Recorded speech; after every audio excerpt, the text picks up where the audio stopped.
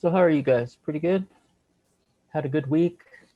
Certainly enjoying the fact that if you can sleep until 10 o'clock in the morning. um, since this is an endgame class, before we get started, um, what I'd like to ask is if you have any questions about endings and stuff in general.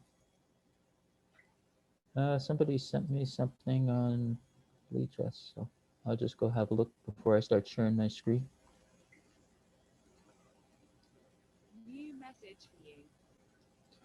What is the meeting ID and password to the class?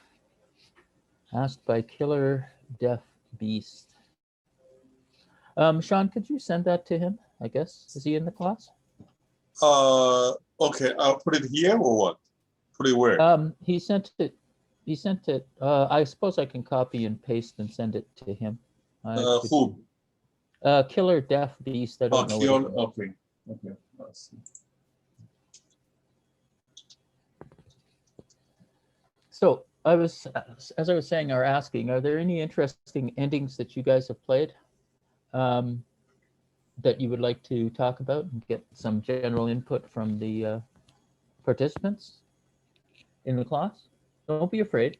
If you played something that you think is interesting, then let's put it up and we can go over it and talk about ideas that might help to improve your games. I guess you guys are all pretty good at minor piece endings, and well, I know you guys, several of you are good at endings when you're up a rook or something like that, but what about an even material situation? What about that? Okay, so nothing's going on, I guess. Okay. It's a couple of minutes too. Let's see if I can't find an ending or two in my own games to go over and discuss. So what I'm going to do is I'm going to go to my profile. And then I'm going to, I've had a recent surge in my reading, gone up about 100 points, and it's fluctuating madly, as you can see, or you can't see. Well, the reason you can't see is because you can't see my screen. Well, I'll take care of that right now.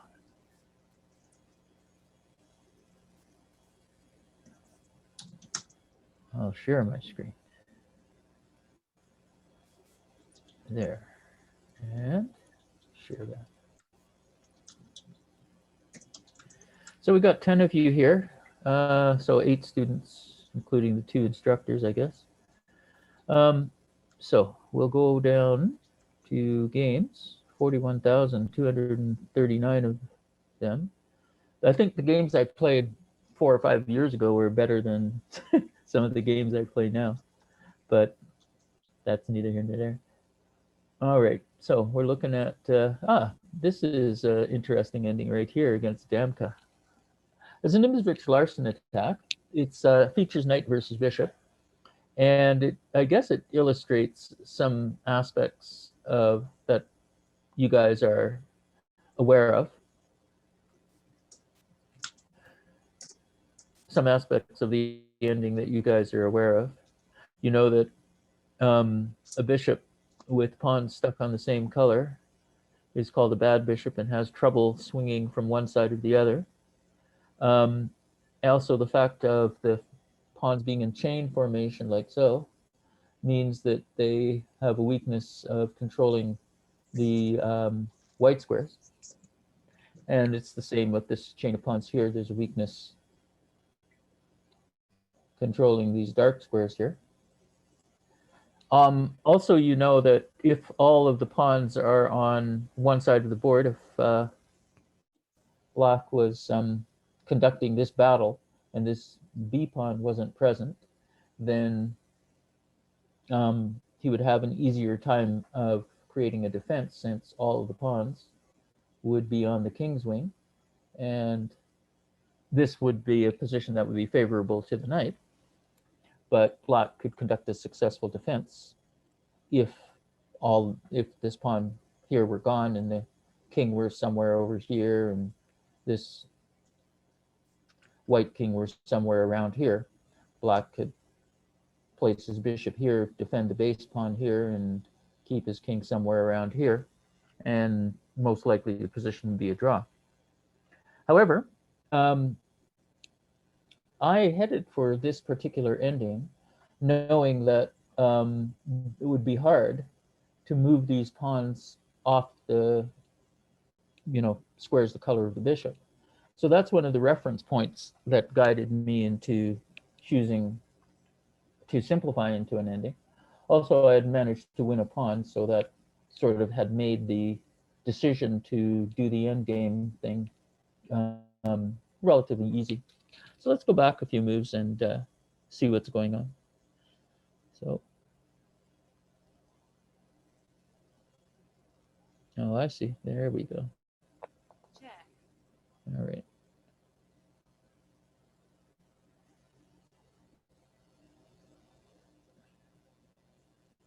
Okay, so I had won a pawn early on in the opening, and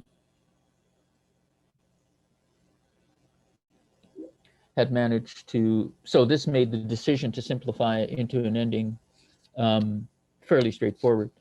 One thing you should notice here is that this bishop, even though it's bad, having pawns on these two squares here, inhibiting its movement along the long diagonal, it is on a decent diagonal. And notice this also, guys, that it works, the bishop placed here works in concert with the knight here. So right here, it's going to be rather difficult for me to, get an advantage. Yes, this knight on b5 is quite active, and as a result, the pressure here forces the king to babysit the pawn. Black has a couple of ideas he can pursue. There's going to be a little bit of noise in the background here, but bear with me. Whoops.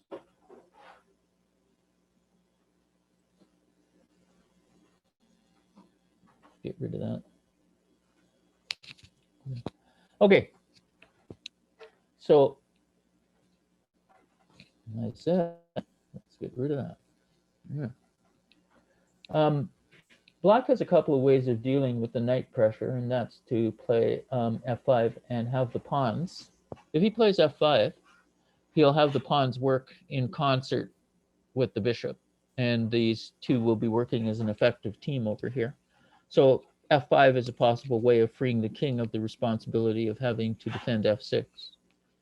Notice here that this knight is placed on d4 is safe from the attempts by the light-bound bishop to bother it.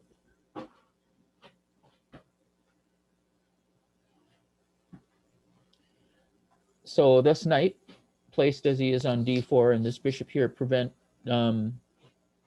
easy transit across the dark squares and the light squares for the white king. White also has a bad or a weak bishop. However, this bishop can, I suppose, stick its head out there, and its future is made quite a bit easier by the fact that I have a pawn plus.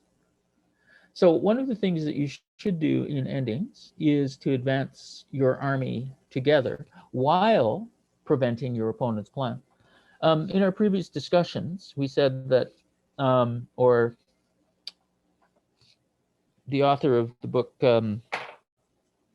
Jonathan Hawkins, said that you're either attacking your opponent's structure or you're trying to promote pawns. So these things were in the back of my mind, as well as I made, small plans to move forward. So my first concern was, how am I going to deal with the problem of my bishop? And that's what motivates b4.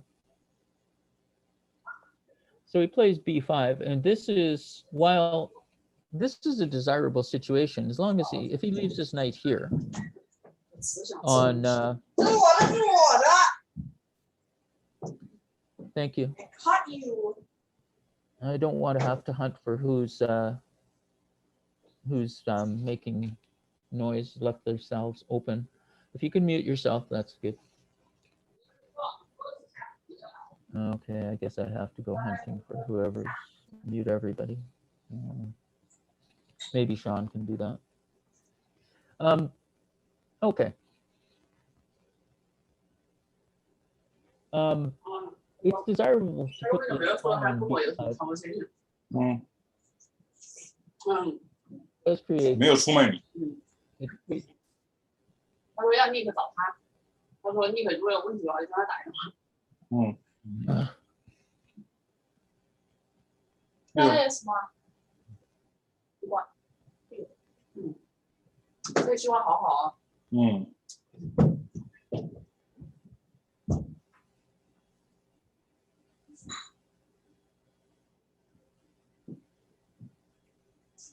No.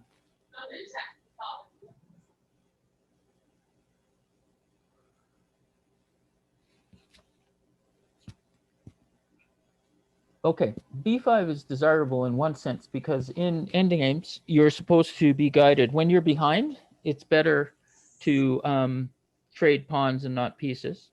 So here, b5 aims to for a pawn trade.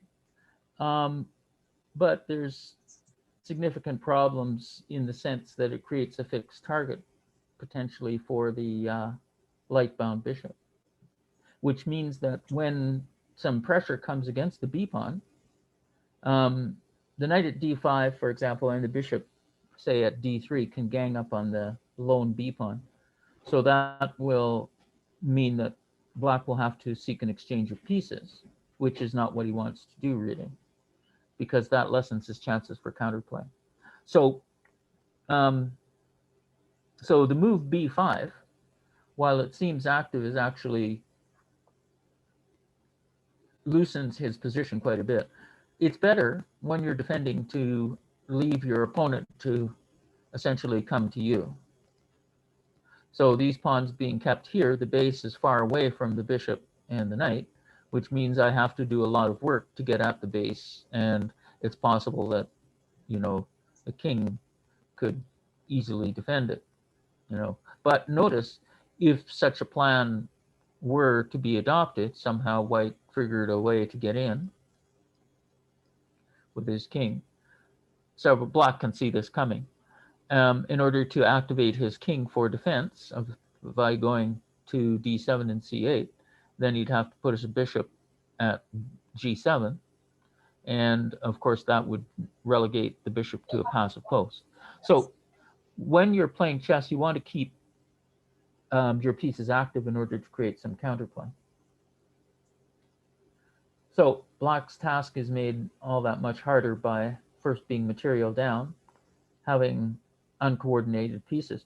Notice, guys, that these two pieces are quite active, but they're fighting a battle on the wrong part of the board. I'd like you to notice the Yugoslav pawn chain here, which does a good job. The base is well hidden from the hooves of the knight, and the bishop at d1 placed two squares with having two intervening squares between the knight, or you could say the bishop placed 3 squares away from the knight, inhibits the ability of the knight to infiltrate into white's position. So yes, you have an active knight, but if the squares that it could go to are dominated by your opponent's pieces, well, the knight, you know, looks more like a decorative piece as opposed to actually doing anything. So pawn plus, so I played b4, and I'm going to figure out something to do with this bishop. Maybe put it on b3, play c5, and fire at the king, possibly. Such a placement of pieces by white may necessitate, you know, black giving up his decorative piece at d4, but then we'd have a situation of pure knight versus bishop, which is what comes about in the ensuing moves. So he played b5. I took and took. So this target is now fixed. So that means a knight is going to arrive here or some effective square, probably here. And this bishop is going to do a little dance like this or some such affair.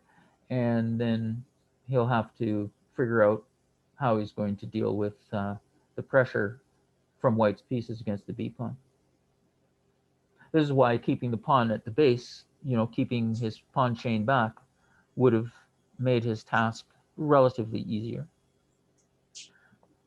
So a4. I don't mind this. I could try and win the b pawn first, and then engage in a campaign to advance the queenside pawns. But I wanted to get the b pawn going and get the bishop active. Also, I have threatened to play a5, and knights really hate dealing with outside pass pawns. So took and took. So the bishop was forced to leave the d1 square, so it's possible the knight can consider, some sort of plan to try and hassle my kingside structure or disturb my kingside structure. But black's pieces, especially the king, will have to go towards the queenside. So he comes back to f8, and I move my king up here. So essentially what I want to do is get in here and gain as much territory as I can. But have a look at this, guys. This piece here and this piece here prevent the infiltration of the king. And the further this pawn goes from the king, the weaker, or potentially the weaker this pawn could become. Because right now, white's arrangement of pieces is pretty good.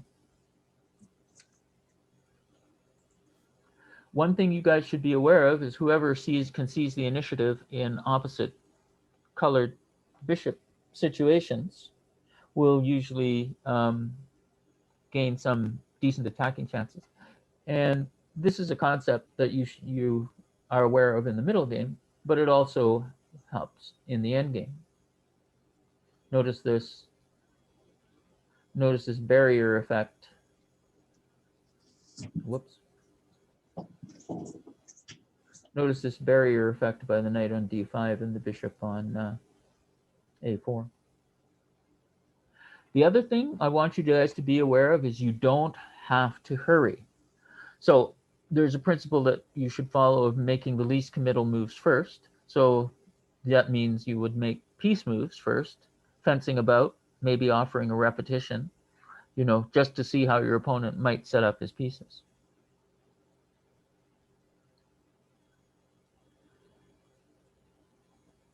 Okay. So I'll put that up there and get that out of the way. So I've got a passed b pawn. I want to advance it. It can get to b6, but it might come under fire of this bishop, which means I have to figure out a way to get my king actively participating. So I'm thinking, if black maintains this position, how easy is it? White can't bring his king in order to help out here. For example, he could find a good setup by placing his bishop here and keeping the knight at d4. And he's got a pretty, good barrier against king infiltration. And it's not likely that this pawn by itself, with the assistance of the bishop and knight, is going to be able to seriously threaten a queen. Bishop controls the queening square, which is kind of good here. So he chooses to free his king. And so I set up my battery. And this is, he should try, well, knight takes bishop is very committal. And you should follow the principle of making the least committal move first. So maybe a king move as opposed to knight takes bishop.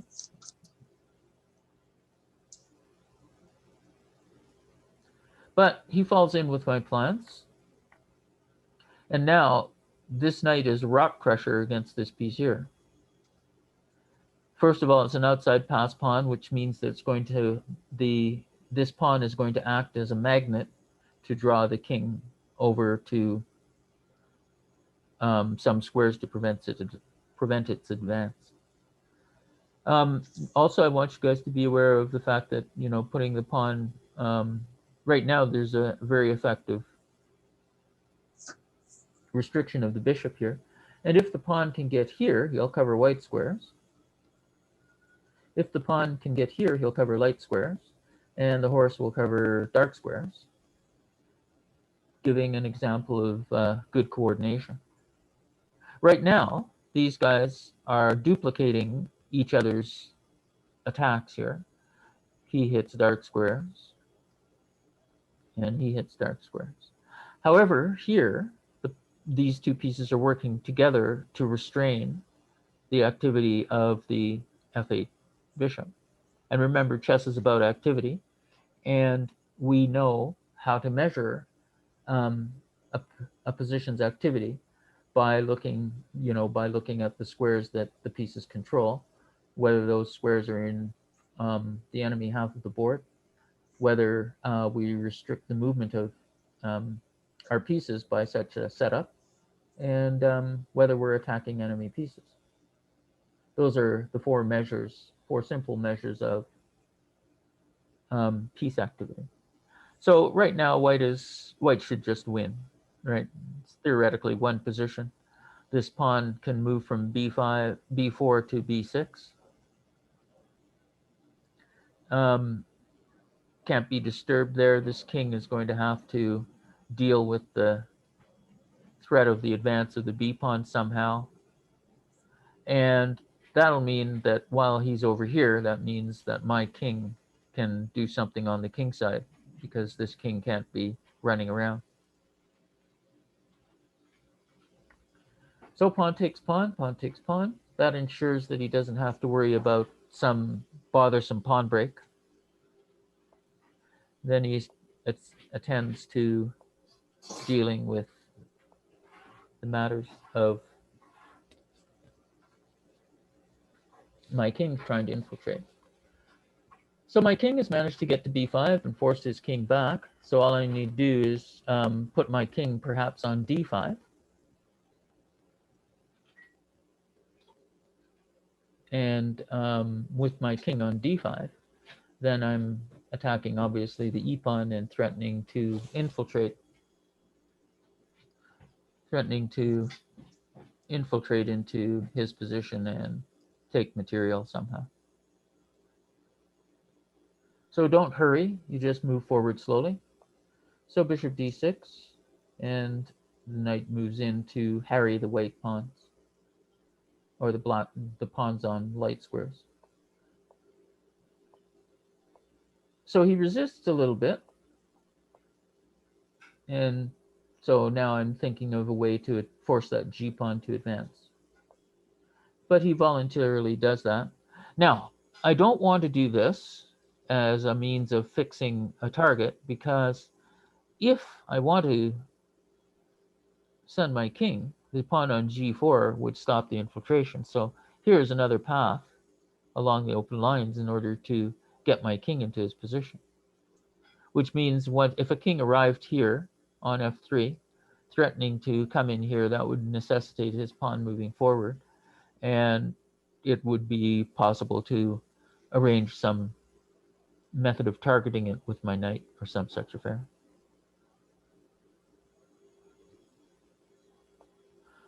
So the knight moves around, right? Just this is wonderful. If you have messages for me, just speak up, type of thing, in the chat. But maybe it's from, I don't know. All right, so we've got the bishop here dominating the knight and securing the base of the pawn. So far, this black position isn't going to collapse right now, but zugzwang is going to play a major impact in as to what moves black will be able to play to pass as white, threatens something.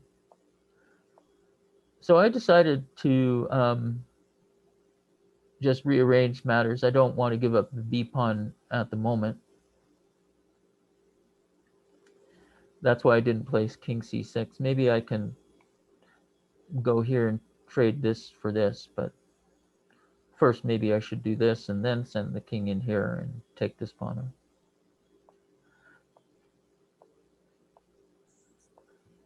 And so unfortunately, being in a bad situation, he makes a blunder. The knight is the trickier piece in endgames. First of all, he has the ability to control 64 squares, whereas the bishop only has the ability to control 32 of them. So the knight is always, in my mind, the knight is always superior to the bishop anyway, especially when he has an extra pawn to help out. So he makes an error, and of course, knight d5 forces the king to move away, and I just win the bishop. So it helps to have some reference points, and the key reference points for me were that having a bad bishop inhibits the communication between both wings.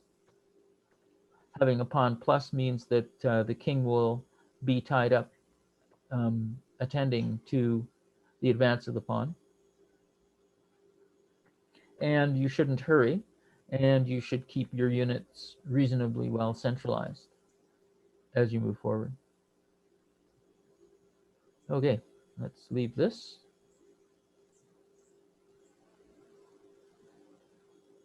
And let's find another enemy. I've switched my openings. I was watching the Penguin GM play, and he always goes for a structure which features a knight at f6, pawns at f7, e6, and d5, a bishop on e7. And he plays that structure, Queen's Gambit structure, French structure, almost exclusively against the d-pawn, and he does pretty well with it. So I was figuring, okay, let's explore everything French-like in the f7, e6, d5 structure. It's a very difficult, relatively difficult structure to handle because right off the bat, when you play e6 and d5, you're saying you want to have a rather passive bishop.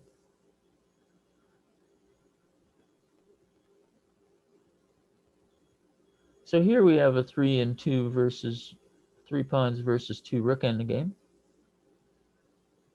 My opponent, made the standard, time pressure blunder and came in under a fork by the pawn.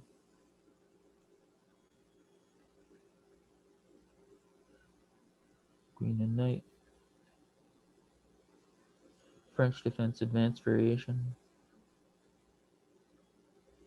Rook and bishop versus rook and versus 2 rooks. How did I win this game? I must have. Oh, wait a second. I have an extra bishop. That's why. Oh, queen and knight versus queen and bishop.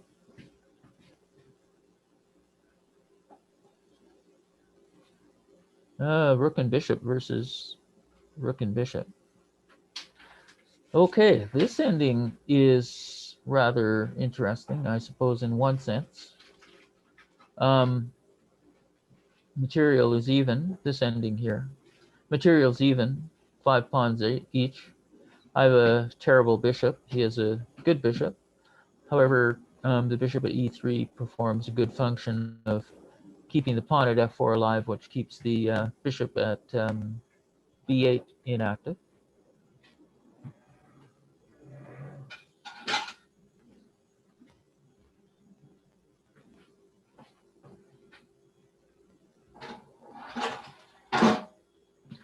Usually in endings, it's a good thing to keep a rook on the board, depending on, doesn't matter what pieces you have, keep a rook on the board to help coordinate the play of your minor piece, depending on what it is, a bishop or a knight.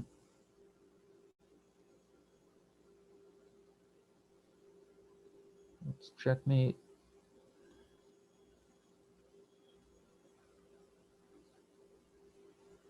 Oh, this is an interesting situation.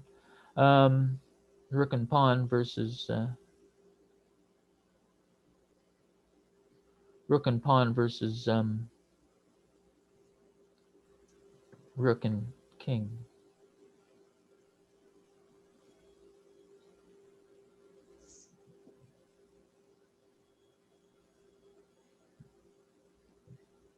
Any of you have a chance to think of any interesting endings that you might want to look at or have occurred in your games?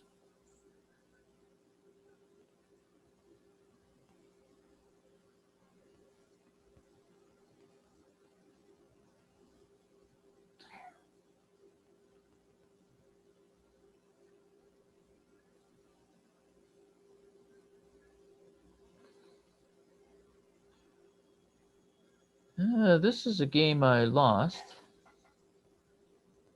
but I suppose it's an example of good white play in the opening and the middle game. So we'll go back to the beginning. We'll see how things develops here. D4, E6. So here I'm offering a French defense. My opponent, if he plays E4, if he plays E4, I intend to play D5, and we're into a French defense. However, he goes and plays the ever bothersome London system. So I establish pawn in the center, and then directly challenge this. Now, I'd like you to notice the fact that in this situation here, he decides to let the pawns be doubled here. And the reason is because he will get, here's what he gets if I take. He gets, after the recapture, an open file, or semi-open file. So that means his rooks are going to be more active.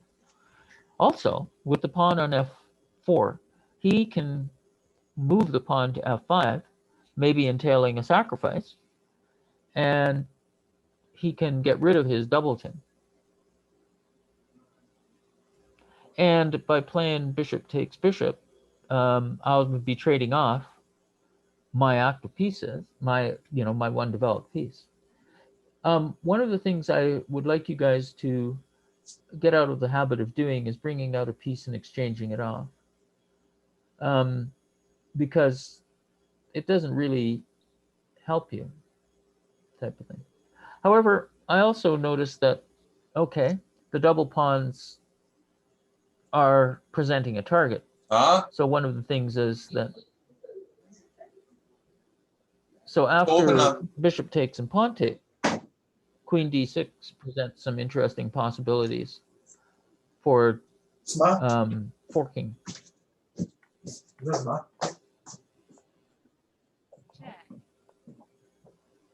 Now, it's an interesting trade material for a lead in development. I decide to take the knight's pawn and this pawn. So going crazily pawn snatching. But one of the things that he has is tremendous line control here. This knight's out, this knight out. The rook prevents the development. The rook's placement on b1 prevents the development of the bishop without some contortions. And he's got semi-open file and semi-open e-file and the possibility of shoving this pawn up here. So queen c1. So I say, okay, I want to get my queen out. And he says, no, dude, your queen will have to stay here. So it's possible that I could try for a draw here immediately and play the queen in here, keep my angry queen, right? But from here, she would like to go here, but there would be some preparation necessary because of the fact that if she lands on c6, if the rook is not on the d5 square, then bishop b5 is going to pin the queen to the king. Anyway, queen a2, knight b3. So as compensation for the girl snatching all the pawns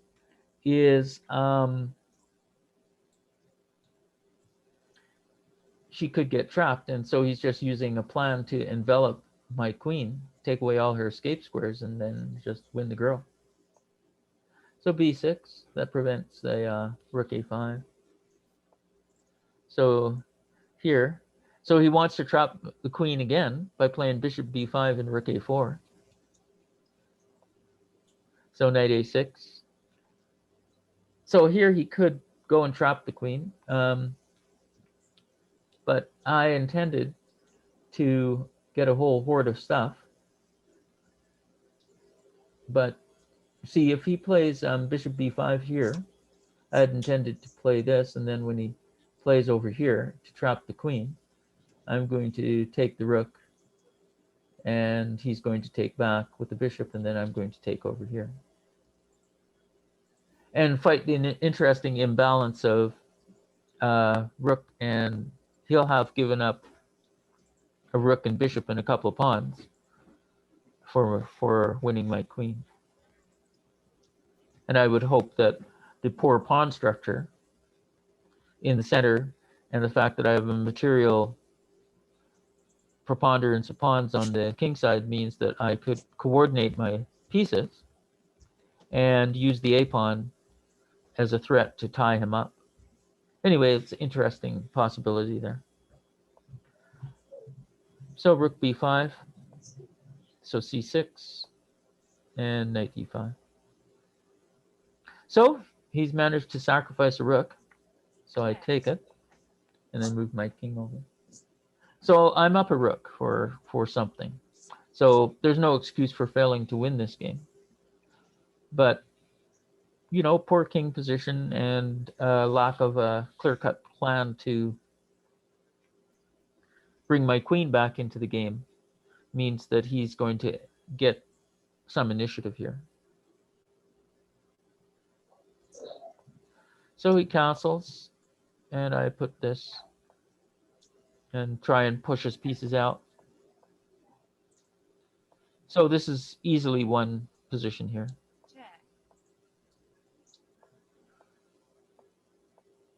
Notice how that f-pawn enters into the game here.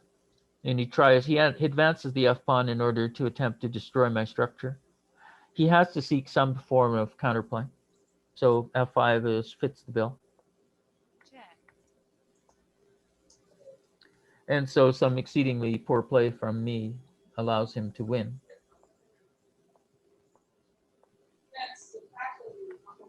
So I'm exchanging down, just doing the basic pressure thing. And this is what I had overlooked and let him back into the game.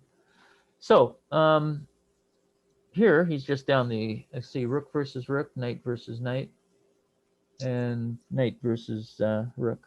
But the two the A and B pawns mean that I should be able to win the knight. But now I'm in severe time pressure around here. And he misses checkmate.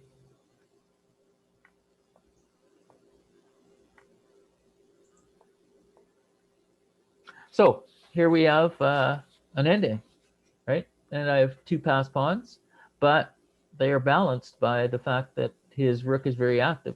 This is the golden rank for the rook, keeps the king cut off, and threatens all sorts of nasty attacks against the pinned knight or the potentially pinned knight at e8.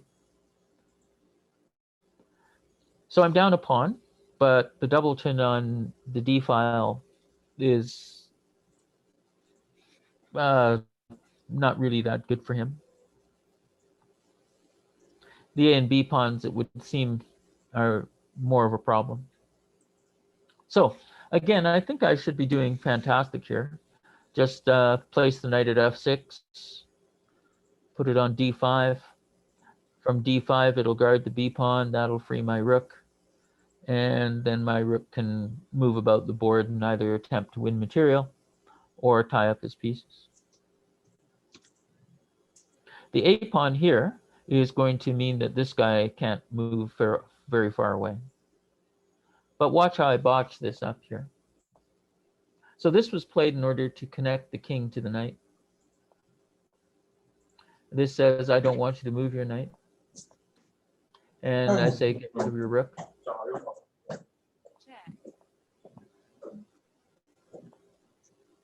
So he's saying, okay, I'll advance my majority on the other side of the board. And this is a foolish move here. I should just continue in a straightforward manner of moving forward with the king. First off, it'll necessitate moving the rook away so I don't get forked, but maybe I can put this here, and if the king is on c7, then the rook will be free. So h6, g4, knight f7. See, I'm playing planlessly. One of the things that should guide your play is to play where you're stronger, and I'm obviously stronger on the queen side. So in order to mop up with these two pawns and get his own passed pawns, which would create their own queening threat, he's going to have to send this rook somewhere and pick off these pawns. But if the rook is over there, then I should be able to concentrate my knight, rook, and b pawn in order to lift the blockade of my a pawn. And while he's winning the g and h pawns, I'm advancing the pawn and winning the knight and queening the a pawn, which would force him to give up his rook. But that doesn't happen. So he does a good thing. He says, you know what, I'm going to keep your king restrained, and I'm going to centralize my pieces.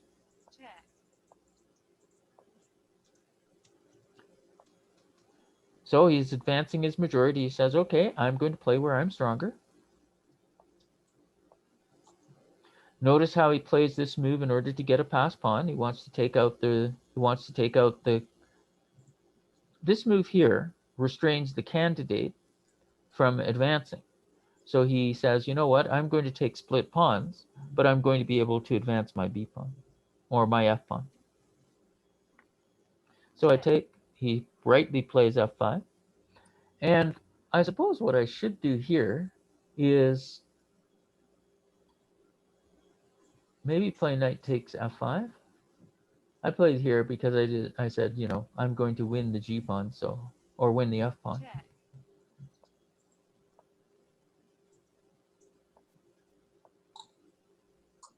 So I snapped this other pawn. So now it's just over, right?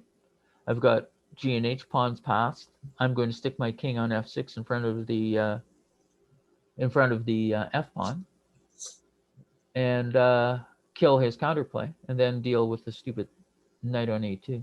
That's in theory what should happen. So again, knight heads in the wrong direction. Because notice there's no future for this horse here. Can't go here, and can't go here because of the restraining action of the active pawn and active king.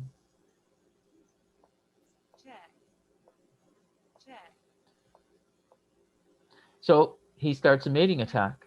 I should not lose this position, but time pressure does weird things to people's behavior.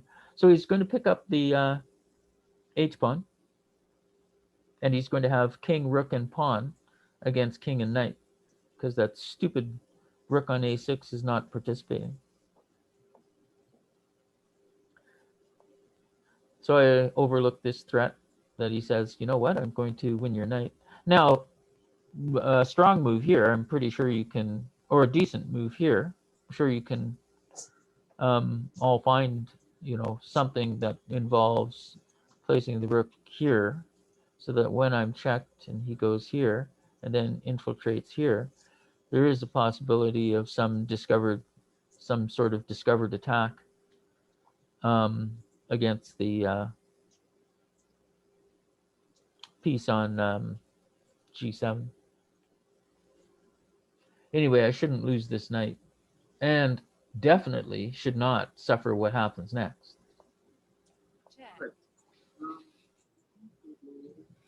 Which is a terrible end to a game. But that's what time pressure will do to you. So I want you guys to also, when you find a plan or what you think is a workable course, play it quickly and don't doubt yourself. So how soon is the tournament happening? Anybody? 10 minutes, 5 minutes?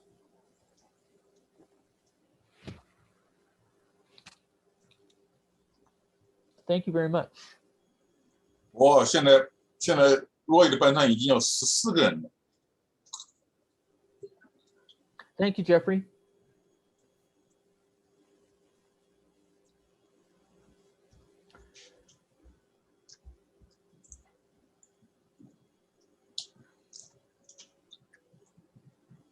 Okay, let's, in the remaining time, go back to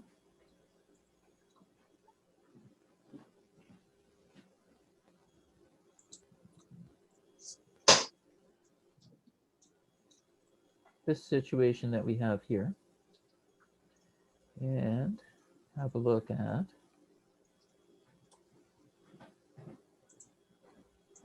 where was it?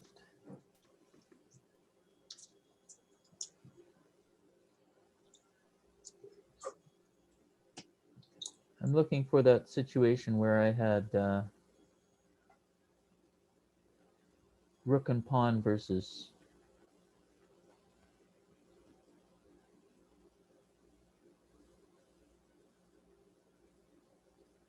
rook and pawn versus rook.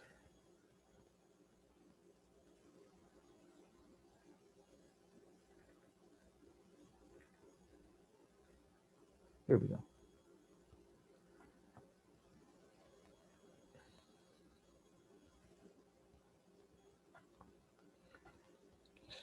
What we're doing here is what you should do after you play a game, no matter what time control it is you should find some time to look over the game. Okay, first things first. As some of you are attending this class, you also attend the opening class. And I was discussing the opening class, ways of dealing with the Sicilian. We started looking at it from White's point of view. And then we'll look at it, the Sicilian from Black's point of view next week. One of the problems that confronts White when he plays e4 and Black answers with c5 is, since there's so many different lines that you can play against, White has to be prepared to deal with, White needs to find a simple approach, or relatively less complex approach to Black's opening, but do so in such a way that it provides some possibilities of getting an advantage. So I've been trying. I don't think that f4 and knight c3 is a good way to proceed against the Sicilian. First of all, it threatens to threaten, but Black easily plays e6, knight c6, g6, knight at g to e7, and fianchettos his king's bishop, and gets a fully equal playable middle game. He treats the opening as if it were an English opening with colors reversed, which is essentially what the Sicilian is. So I decided I don't think f4 is good. I think knight f3 is fine if you have a ton of theory. And interestingly enough, Magnus Carlsen recently lost to Jan-Christoph Duda in the World Cup, playing the black side of Sicilian. Magnus had white, Duda had black, and Duda won. And Magnus played the Rossolimo variation, which is this: e4, c5, and then knight goes to f3, knight goes to c6, and then bishop goes to b5, threatening to take this on. This is quite a potent weapon against the Sicilian if you know what you're doing, because White essentially plays all the Ruy Lopez moves. Knight f3, bishop b5, take on c6, put the pawns on light squares. Follows a very simple plan. Exchange the light-bound bishop, put all your pawns on white, complementing your remaining bishop, and then arrange to move forward slowly into Black's position. I chose instead to play c3, which is another way of going after the Sicilian, is to establish two pawns in the center. That's what Bent Larsen said. So I would rather play chess with 2 pawns in the center as opposed to 1. So d6, d4, knight c6.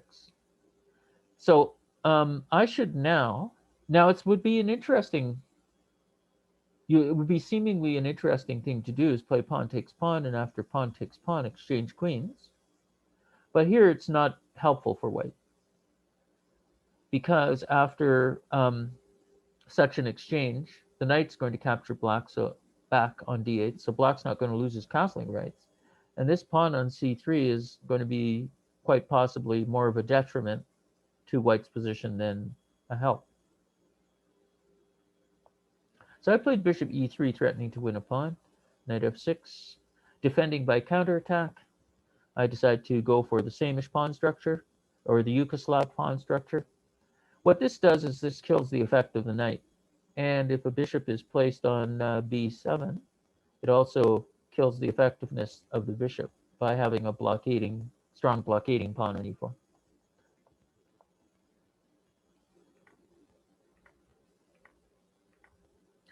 And so I took with the queen, and I have slightly more active pieces, right? Got both my bishops out, strong centralized queen, and my opponent has a nice colony. This is one of the problems with exchanging all of your levers off too early, is if your opponent is able to take up a centralized position, then he just has a better game. So he attacks my queen. I decide to keep the girl because there's, you have 2 bishops in a position that's open, and you already got latent pressure against the d-pawn. So bishop e7, knight e2, knight c3, a6, bishop c4, and bishop back.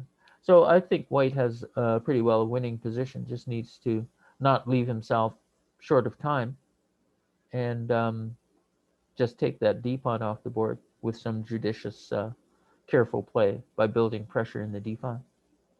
Oh, before we go on, those of you who want to play in the tournament and haven't entered, I think Mr. Wu will place the link for the tournament, or maybe Jeffrey, you can do that. Put it in the chat so those who haven't joined can join. But I think all of you guys are pretty sharp anyway.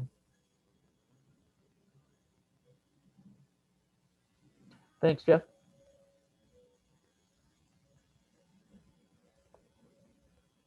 So b4, knight d5, rook b8. So black, he says, you know what?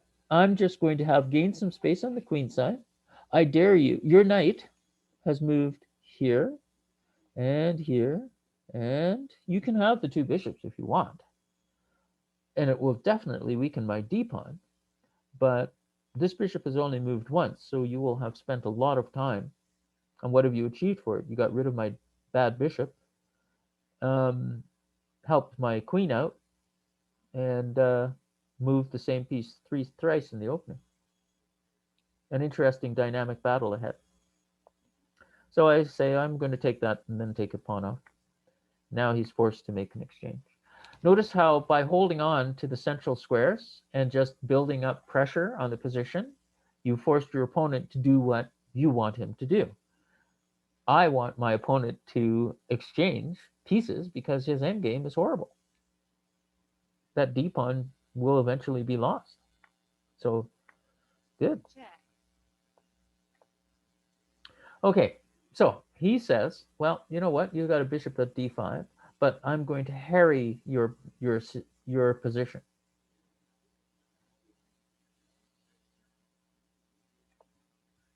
So I think castles is a bit soft here.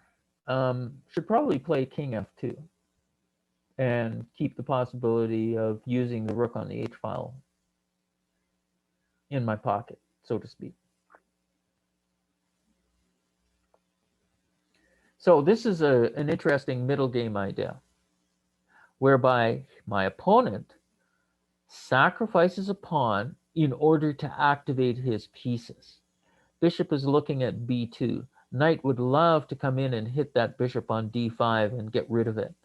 Rook would love to free himself of the responsibility of looking after a stupid b-pawn.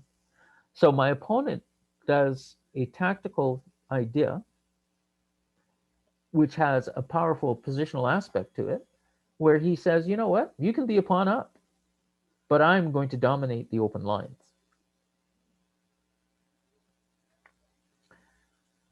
So right here, of course, I could just take with the pawn, but then the pawns would be crippled, and the bishop, would need the b pawn to move in order to have some squares on the queen side to move to. So I took with the bishop, and now we can see some of the effects of this pawn advance.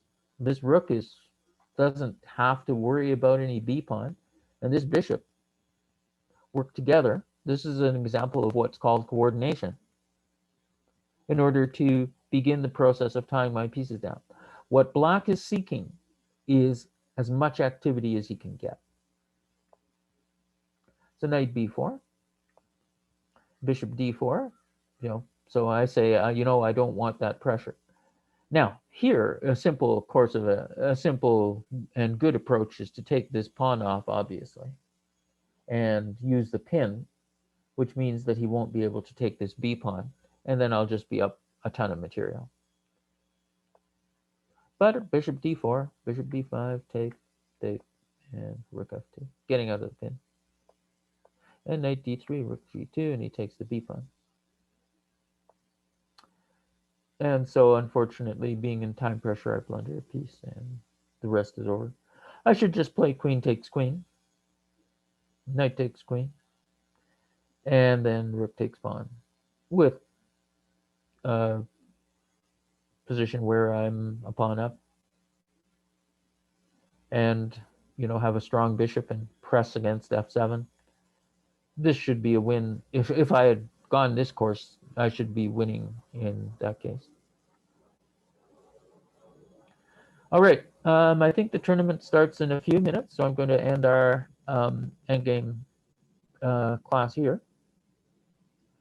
And I'm going to show up at the tournament and see what Sean has served up for our entertainment this evening. Thank you all for attending, and good luck in the tournament. I'll stop the share, roll on into the chat, click the link that Jeffrey has kindly provided, and meet you at the tournament.